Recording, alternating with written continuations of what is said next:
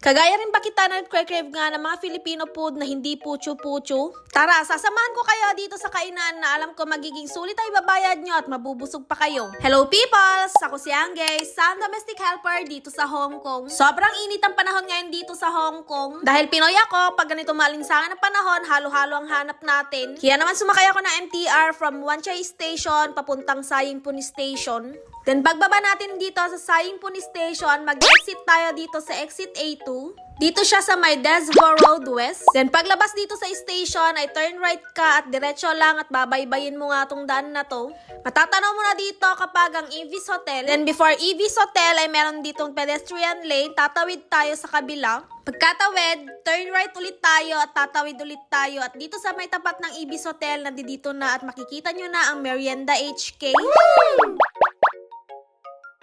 At pagpasok ko nga dito sa loob ng kainan nila ay sobrang dami mga kabayan at meron nga ding nakapila sa labas at sa malapit sa pinto. Ang balita ko kasi dito ay binabalik-balikan nila dito ang halo-halo at ang crispy pata nila. Syempre, hindi na rin kami nagpahuli dahil nag-order na rin kami na makakain. At shoutout nga pala kay Ate Risa at kay Ate Rudy na sinamahan nga ako magpunta dito sa ating kakainan. Anyways, peoples, hindi naman na kami nagantay ng matagal at ang unang sinerve nga nila etong sisling sisig nila with rice. Grabe, pagka-serve nga nila ay naamoy ko na at napakabango at super appetizing ng itsura. Nagtinginan pa nga kami ni Ate Rudy dyan dahil hindi nga lang eto pang isang tao dahil kakasya eto sa 2 tao. Nood naman nilang sinerve yung crispy pata nila na order din namin at dito nga ay napalaki nga yung mata ko dahil dun sa laki nga ng crispy pata ay hindi ko kakayang ubusin ng mag-isa ko lang.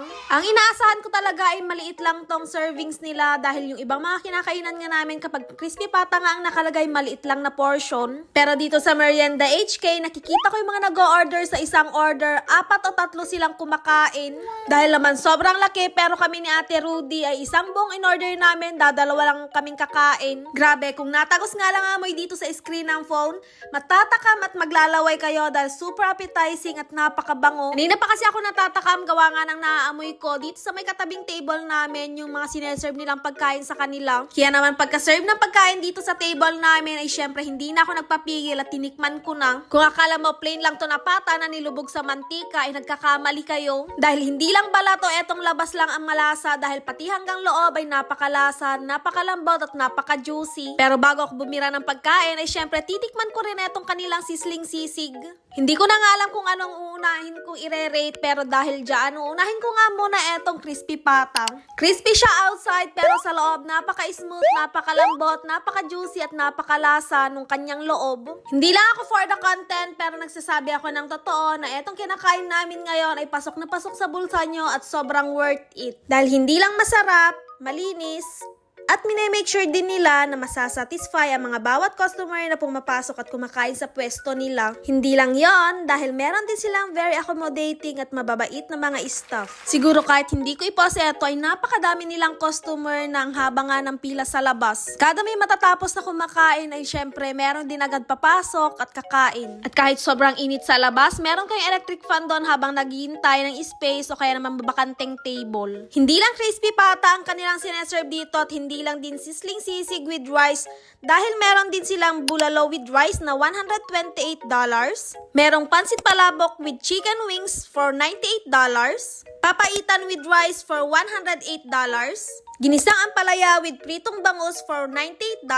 At syempre, merong free sabaw. Syempre, yung sabaw nila ay hindi puchu-puchu. Then take note peoples ha, ang kanilang servings dito ay napakadami kaya i-make sure nyo na kung order kayo ay kaya nyong ubusin. Dahil isang serving ng crispy pata with rice ay kaya nang kainin nyo ng 4 na tao. At sa sisling sisig with rice naman ay kayang ubusin ng 2 tao. Syempre, hindi matatapos tong vlog na to hanggat hindi natin natitikman ang kanilang bestseller. Ito nga ang kanilang special na halo-halo. First time kong kumain dito sa Hong Kong ng halo-halo na hindi puro yelo. Dahil tignan nyo naman, napakasiksik ng laman at hindi tinipid. Napakadami pang gatas at tignan nyo naman sa ibabaw niya, merong leche flan, ice cream at meron din siyang ube. At alam nyo ba tong halo-halo na lahat yung mga sahog sa ilalim? Hindi lang simpleng gulaman at hindi simpleng sago ang inilalagay nila dahil natatikoko ang gamat nila at kaong. Grabe yung leche flan sa ibabaw, napakasarap at pati na rin yung ube. Nahirapan pa talaga ako maghalo niyan gawa ng sobrang dami ng sahog, ang hirap ng haluin. At kung gusto nyo naman ma-experience lahat ng natitikman nagustuhan ko nga yung pagkain, lalo na tong halo-halo nila. Uulitin ko, located sila dito sa 9 Desvo Road, Shungwan.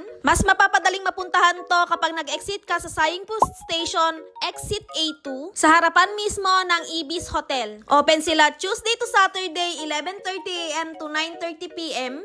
At kapag naman Sunday ay open sila 10 a.m. to 8 p.m. At kung gusto nyo naman na mag-reserve ng mas maaga at ayaw nyo pumila sa labas ng matagal, eto ang kanilang FB page at pwede nyo silang i-message dyan directly at i-chat yung may-ari. I-follow nyo yung FB page nila kung gusto nyo malaman kung ano ang mga available pang menu bukod sa mga nabanggit ko dito sa aking vlog. Hindi lang ako busog dahil happy din ako dahil na-meet ko si chef na siyang nagluluto at naghahanda ng masasarap na mga menu at syempre, si Ate Marge na super pretty at mabait na siya naghahanda at gumagawa ng napakasarap na halo-halo. Nakakatuwa nga rin dahil pare-parehas pala kami mga Ilocano dito. Kaya ano pang ginagawa nyo, pumunta na kayo dito sa Merienda HK tapat ng Ibis Hotel dito sa 9 Desvo Road. Mag-exit lang kayo sa Sayingpun, exit A2. Syempre, babalik pa rin ako dito at titikman ko rin yung ibang menu nila sa mga susunod pang mga linggo. So, yun lang muna for today's video. Thank you for watching. Bye!